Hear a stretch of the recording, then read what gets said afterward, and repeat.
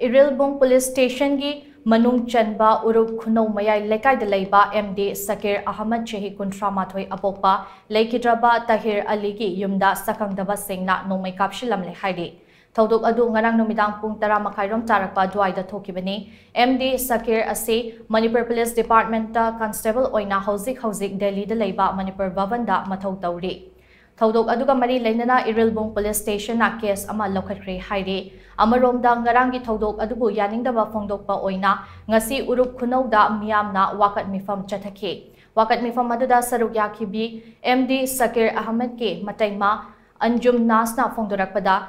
युमलक्ता नोंमै कापशिनदुना मियामदा अकी अखंग पीबगी थौंग असे अकन मोंगदा कंडेम तवे नोंमै कापशिलमलिबा मफम असे खुंगंग ओइजरबसु युमसिंग अदुकी मतेक नकनना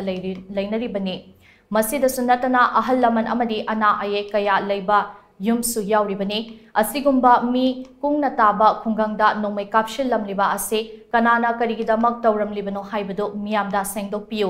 लेंगांगनासु असिगुम्बा थौंग असे अमुक हना थोक्तनबा अथुबदा थिजिन हुमजिनबगे थबक चथबियु हाइना महाकना मखा ताखि